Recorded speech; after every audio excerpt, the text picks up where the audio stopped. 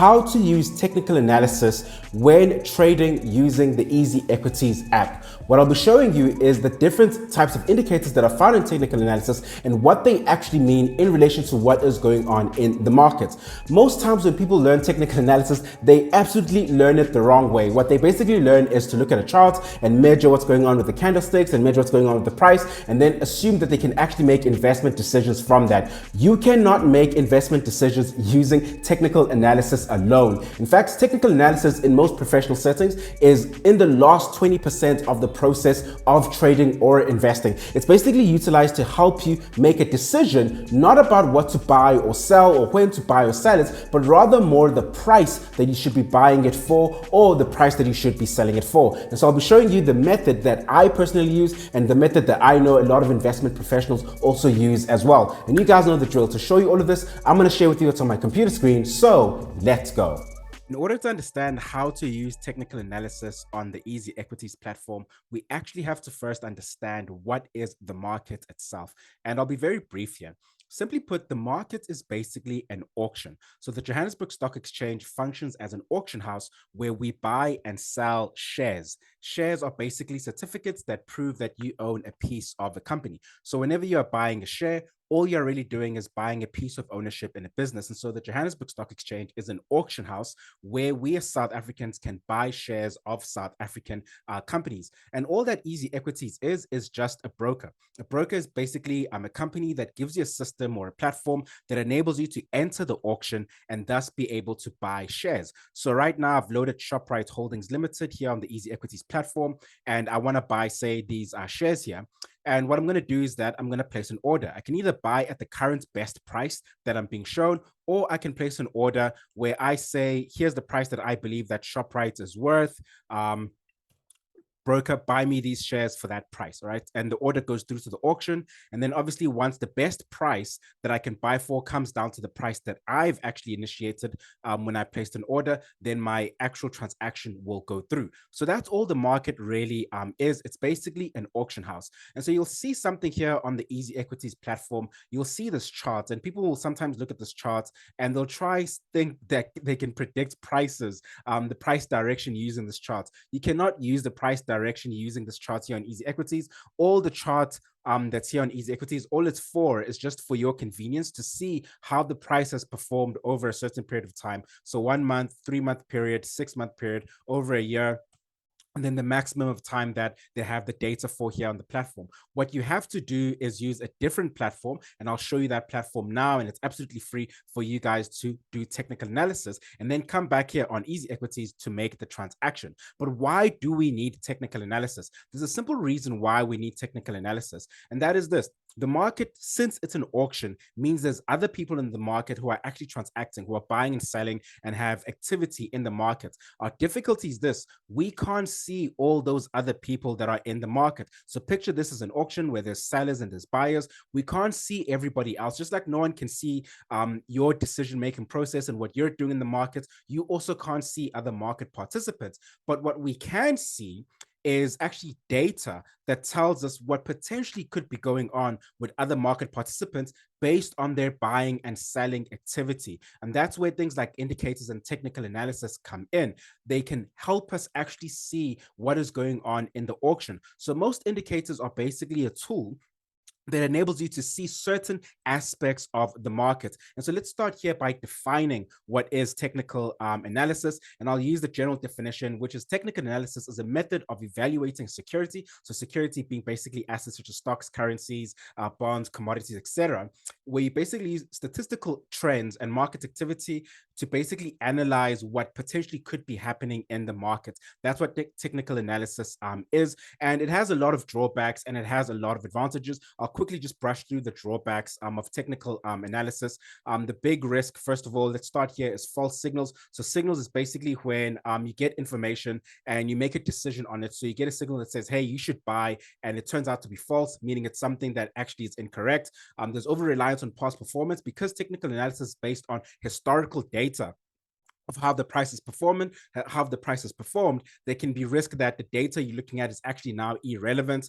There's also issues such as ignoring fundamental factors, which is more of a human error, where you basically ignore the economics of a particular company or a particular asset that you're looking at. And then obviously market volatility, prices swinging up and down can actually make technical analysis very difficult depending on the market you're looking at. Then of course there's the human error factor, where basically you misinterpret the chart, you misinterpret what you're seeing. So the biggest challenge with technical analysis is that it's not a science. This is the biggest mistake that people make about technical analysis, and you'll see this often on social media with forex traders. They'll be speaking about technical analysis as if it's a science. What I mean by science is that it's repeatable. So any observations you make, you can actually repeat it. The methodology leads you to consistent results. That's what a science is. Unfortunately, technical analysis is not a science. It's rather statistics with some maths. And of course, there's the art factor of it, which is you, the human, having a certain skill that enables you to interpret what you're seeing on the chart, right? So it's not a science. It's not something that you can actually say,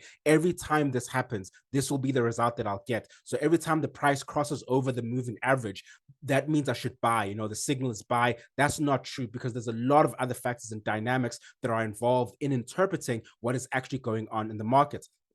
Ideally, all these tools are a way for you to see what is going on with other market participants. And that's why we use obviously different types of indicators. And I'll also be very brief here, because I want us to quickly just look at sharp price as an example. That way you get an idea of how technical analysis works. So the different types of indicators you'll find among many other types of indicators is you get those that are trend following, momentum indicators, oscillators, and volatility indicators as well. So trend following indicators are those that basically helps you determine what is the price trend. Is the price moving up or is the price moving down? And there's a lot of different versions of trend following indicators, such as the moving average, Bollinger Bands, parabolic SAR, among many others. So here's a chart example of a moving average, and you can see there's 3 questions that a trend following indicator will help you ask, among many others, such as what is the historical trend? What has been happening to the price? What is the current trend? So what is currently going on with the price? And what is the probable future trend? So what could be the trend in the future? And then you can obviously look at the other different types, such as oscillators. Now, oscillators are not a particular indicator type that looks at a particular aspect of the market, but rather they're a style of an indicator, which is basically a line that you use, that you observe, and how it behaves between 2 other points. I'm trying to not be technical in my explanations. And so basically what you'll do is you'll look at a particular signal line and how it behaves in relation to a certain meter, and how it behaves in relation to certain other lines. Basically, you'll have your oversold or overbought lines, and then you'll have other various factors that you're looking at as well. I'm trying to simplify this as best as possible. And there's other obvious oscillators that are involved: the RSI, which is the relative strength index, the stochastic oscillator, relative volatility index, which is one of my favorite, commodity channel index, among many others. You'll see here I have a note that says oscillators are used for various tasks. Unlike trend following indicators, they can cover multitude of use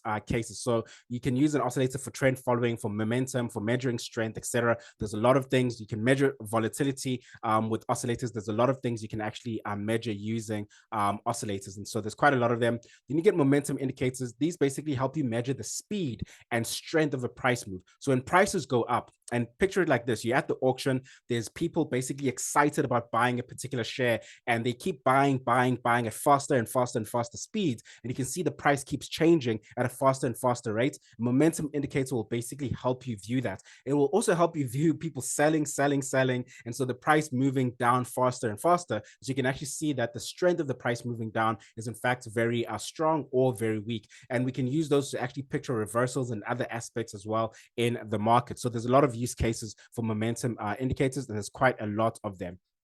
And then we have our volatility indicators, which are very important, where you basically are able to see how far up or down does the price move from its average price. Most volatility indicators will do that basic task, among many other tasks as well. It's quite important for you to know how far up or down does the price move, because that will actually help you see what risk and what opportunities there when you actually buy the share. If a share is very volatile, then it means that there's a lot of potential movement in that company's share price, meaning it can actually make a return, quite a large return if the price moves in the direction that you're predicting. But it also means that you can actually make quite a huge loss if the price moves against you. So volatility will just help you be able to picture situations of that nature. Now, there's a lot of things that you will analyze using technical analysis, but my basic quadrant is I ask the following questions. What is the trend of the asset price?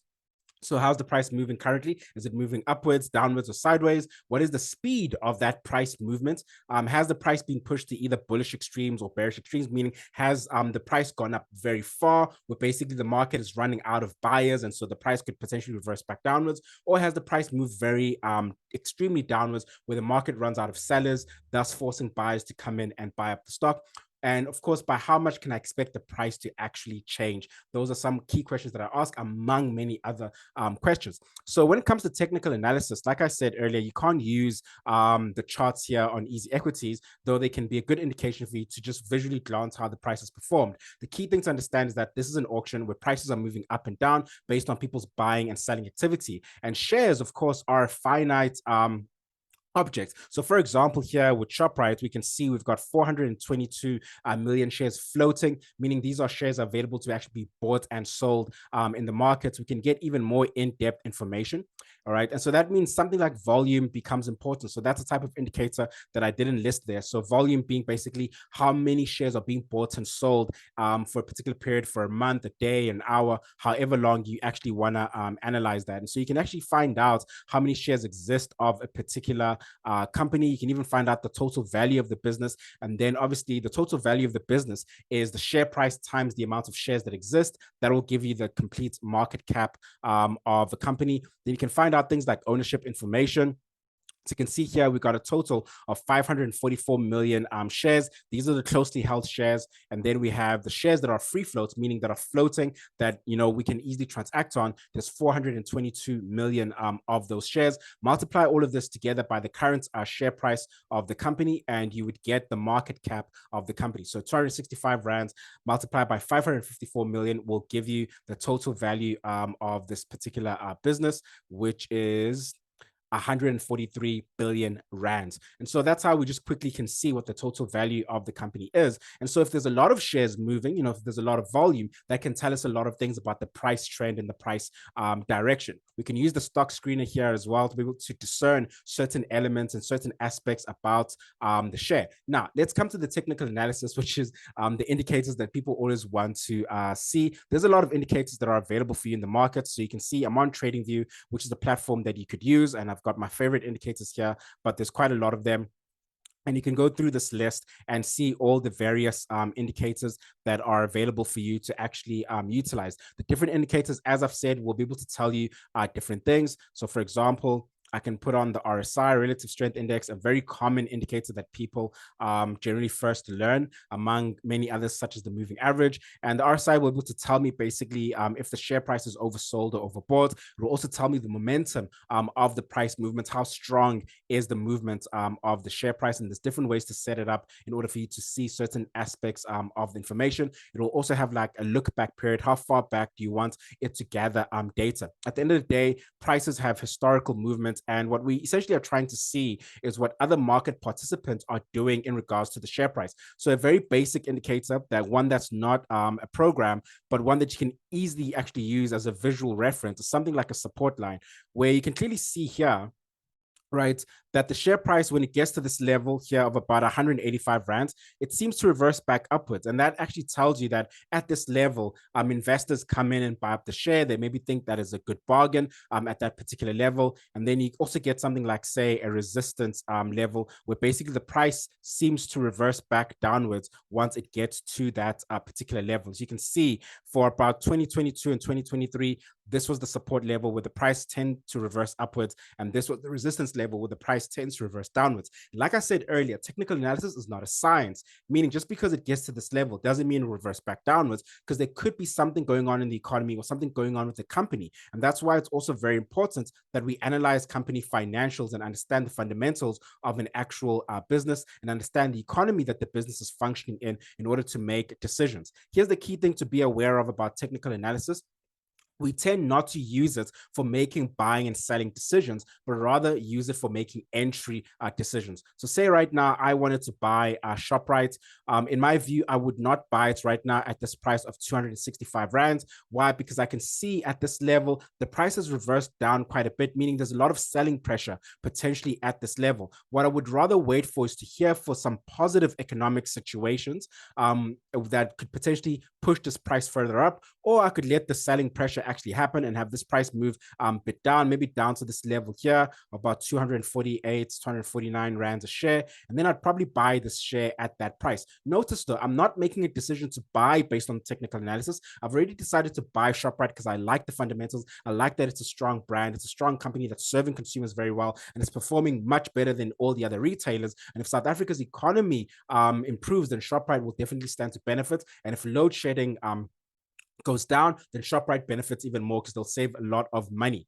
And that means I want to buy this share. So that's what I've concluded. But what I want to do is buy it at the price that I think actually has a high probability of the price reversing back upwards. Now, I don't want to time the market per se, but I just want to make sure that I get in at a high probability price. And that is something that's very important because yes, I could buy 265, the price goes down, I dollar cost average downwards and then have the price reverse back upwards. But I'd rather not if I have the skill of actually analyzing the price movement and then actually get closer and closer to a high probability price where there's an opportunity that the price will reverse back upwards, thus actually saving me a massive drawdown and a headache. And so we use technical analysis for that particular reason. Anyway, guys, if you want to learn more about technical analysis and various other things as well, then definitely sign up for my investing mentorship program. There is something else that I use known as the Money Mondays Price Hunter, which is my own indicator and scripts system that actually that I use on TradingView.